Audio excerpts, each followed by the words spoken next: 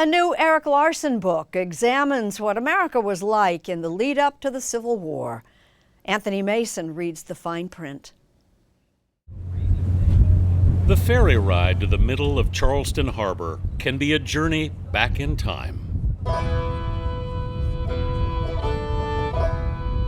And that's where the actual first shot of the American Civil War would have been fired from. In 1860, Fort Sumter, the federal sea fortress guarding Charleston, became a flashpoint in the tensions between North and South. South Carolina saw it as an affront to their sense of honor. It was a symbol of everything that they felt they were rebelling against. It's a ride author Erik Larson took to write his new book, The Demon of Unrest, about the events leading up to the bombardment. You came out here for your research. Oh yeah, very much. Now a national park, Sumter's been altered over the years. This was a formidable fort in its time. Much more so than, of course, it appears to be now. It was 50 feet tall. But history can still come alive here. It took 7 men to fire one of these? It took 7 men to fire the biggest guns. The thing that I marvel at is how these things must have sounded, especially in an enclosed space like this. The way you write about it, it sounds like it was almost impenetrable in some ways. Well, the idea was that once fully manned, all the gun ports with heavy artillery, that it would be essentially impregnable. It was designed to defend against seaborne attack from a foreign power. And nobody expected that one day this fort would be the target of fellow Americans. Larson calls it the single most consequential day in American history. The author of bestsellers like The Devil in the White City and The Splendid and the Vile, Larson became fascinated with the build-up to the conflict. What was the mood here in 1860? Well, the mood here in Charleston was ready for rebellion. Abraham Lincoln had just been elected president of a deeply divided nation. He'd campaigned to limit slavery, not to abolish it.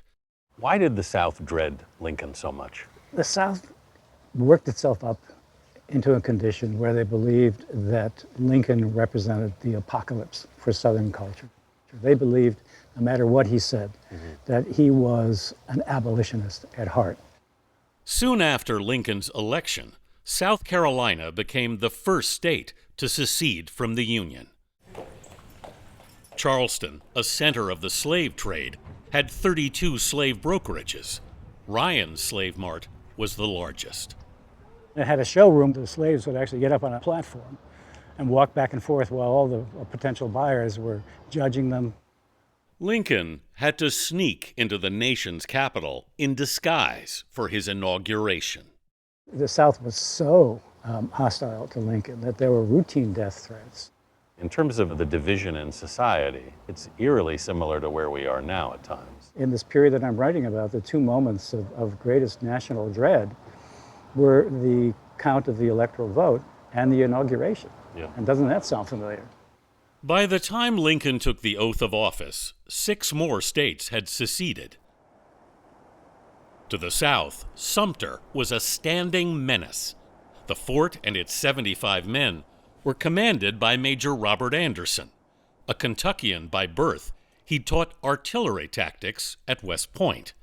Confederate General P.G.T. Beauregard was put in charge of Charleston's defenses. Beauregard had been at West Point a pupil of Anderson's. And they were actually friends. He built Confederate batteries all around the harbor. These were so close that on still nights, the men here could actually hear the heavy equipment as the Confederates were establishing their batteries to kill them. How badly outnumbered was Anderson? Oh, incredibly, like 25 to 1. But surrendering Sumter, Lincoln wrote, would be our national destruction consummated. For 3 months, the tense standoff persisted. Major Anderson became very frustrated with the communication from Washington. Very. He was basically left here to determine, frankly, the fate of America. At 4:30 a.m. on April 12, 1861, Confederate guns opened fire.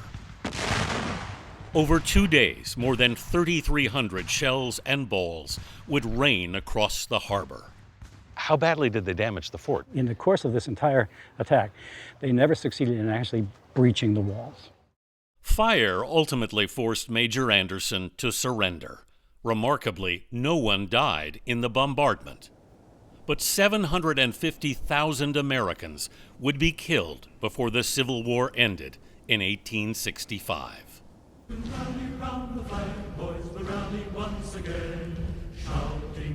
4 years to the day after Sumter fell, Anderson, by then a retired general, returned to raise the American flag over the fort.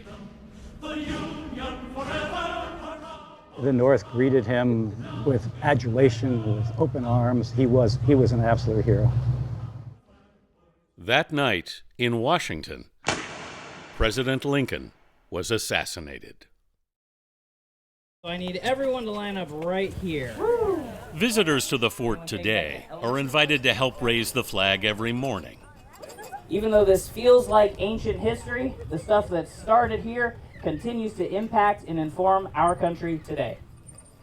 A reminder of the fragility of a union and the price paid to restore it.